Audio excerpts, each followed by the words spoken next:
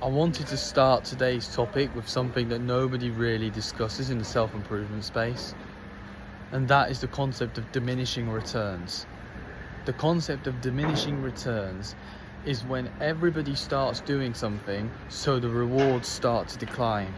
It's a business concept.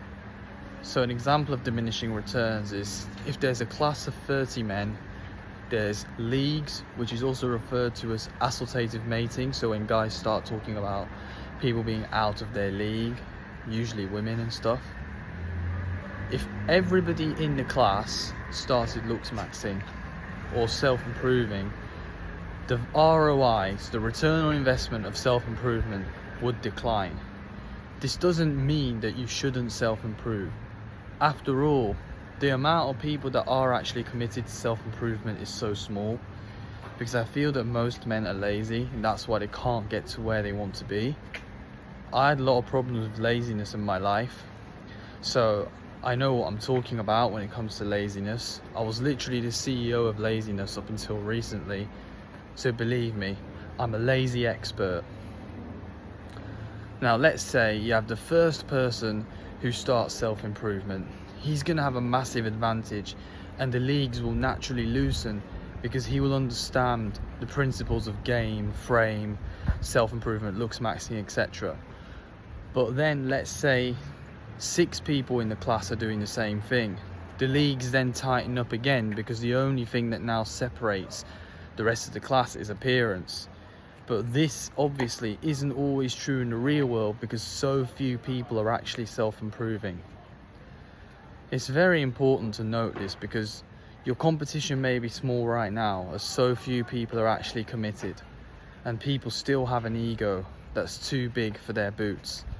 However, over time, if this trend starts to grow, then your competition will become more intense, and then that's where obviously black pill principles will come into play. But I wouldn't obsess over black pill content. I mean, just take the good out of it and obviously take the bad out of it. Like with anything in life, there's always going to be positives and negatives. But because of the widespread stigma surrounding red and black pill communities, because of Andrew Tate, Fresh and Fit, obviously black pill pages as well, like incel pages, although not all black pillars are incels, self-improvement as a whole is now getting demonetized, all because of that. All because of the few pages that push some extreme views. It's now put people off it. But I feel you should use that to your advantage because that now means you're going to be ahead of everybody else. So back to the diminishing returns concept. So presume there's a class of 30 and there's 3 different categories: upper, lower and middle. Or it should be upper, middle, lower, sorry.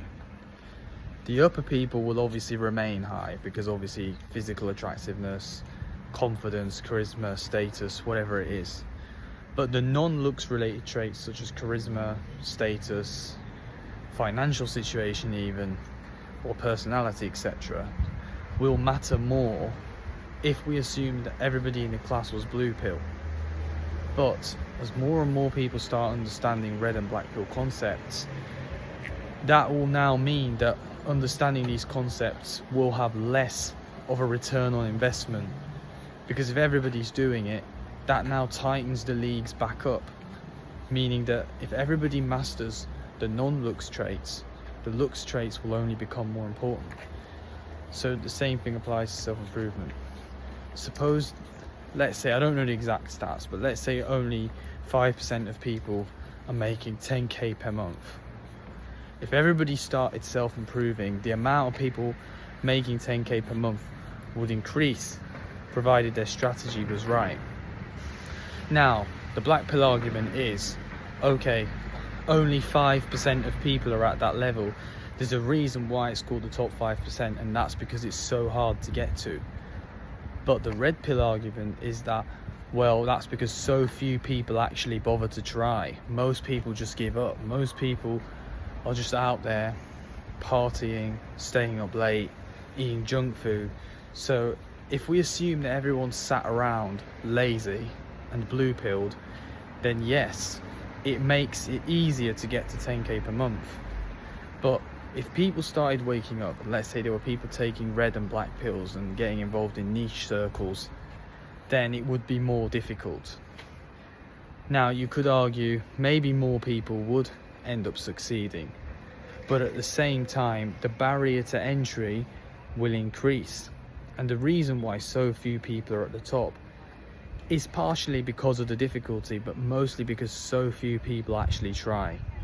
But if more people started trying, then the standards would go up, the averages would rise, and as a result, self-improvement will just become more difficult.